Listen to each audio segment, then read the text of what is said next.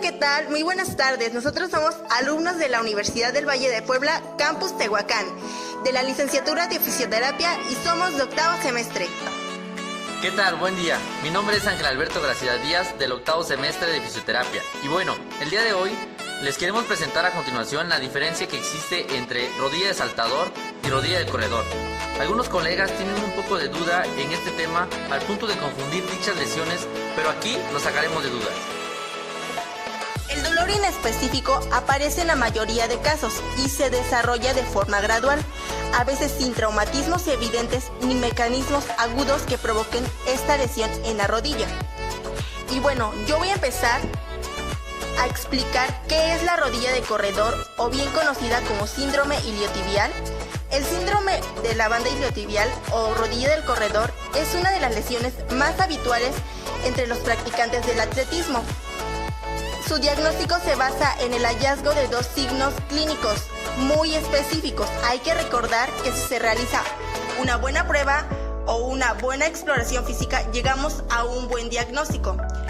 El dolor va a ceder al detenerse la carrera o la competencia y se va a reproducir a las pocas zancadas, siendo mucho más intenso el ascenso de dependientes. Los pacientes que sufren rodilla de corredor por lo regular se quejan de tipo de dolor punzante en la cara lateral de la rodilla. Esto es muy importante, ¿ok?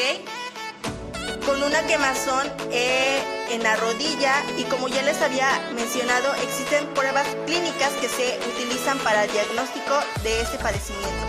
Una de ellas es la prueba de Over, que se utiliza para determinar la flexibilidad o tirantez de la banda iliotibial. También existe la prueba de Noble y la prueba de Rennes.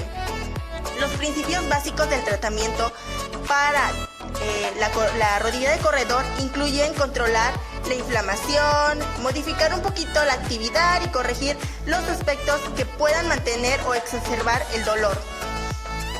Habitualmente responden bien a un tratamiento conservador, pero con una incidencia también hay buenos resultados. Se puede alcanzar hasta un 94%. Hay una clasificación de la lesión que va a ayudar a determinar un buen tratamiento y el plan de tratamiento.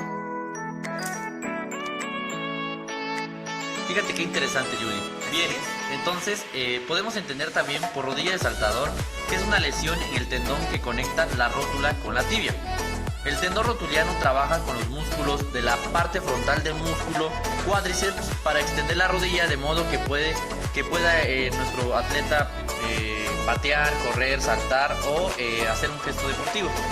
La tendinitis rotuliana, también conocida como rodilla de saltador, es más común en atletas cuyos deportes incluyen saltos frecuentes. Como que deportes, pues bien, el baloncesto y el voleibol es uno de los más frecuentes. Sin embargo, las personas que no practican deportes de salto también pueden sufrir una tendinitis rotuliana. Bien, nosotros nos preguntamos o nos estaremos preguntando cuáles son los síntomas.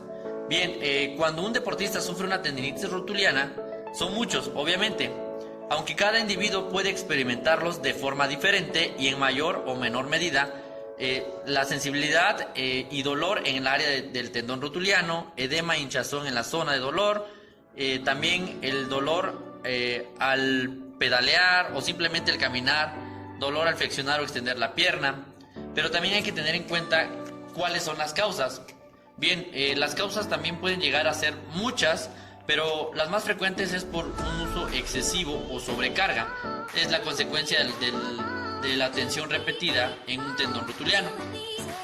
Bien, la tensión genera pequeños desgarros en el tendón y en el organismo intenta repararlos, y a medida que los desgarros se multiplican, causan dolor debido a la inflamación y al debilitamiento del mismo tendón.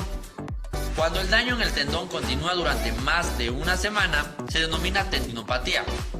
Pero para poder denominar, más bien se necesita una buena valoración previa, obviamente, para diagnosticar la rodilla de saltador.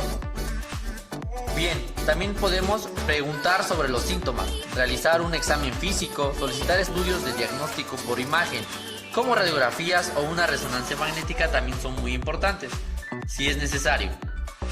Referente a su tratamiento, que es demasiado amplio y que abordaremos más adelante, Podemos decir que como primer punto deberá ser conservador. Esto dependerá de la etapa clínica. Un cuadro agudo o subagudo debe incluir reposo relativo, crioterapia o termoterapia, uso de bandas rotulianas o rodilleras, taping, masaje, ultrasonido terapéutico, láser, etc.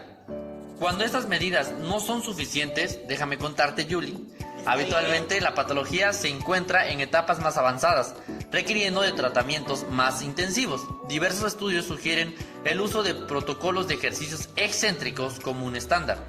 Todos concuerdan en que un adecuado protocolo debe incluir el uso de una rampa inclinada, permitir al atleta hacer los ejercicios con algo de molestia y detener los entrenamientos deportivos durante el tratamiento.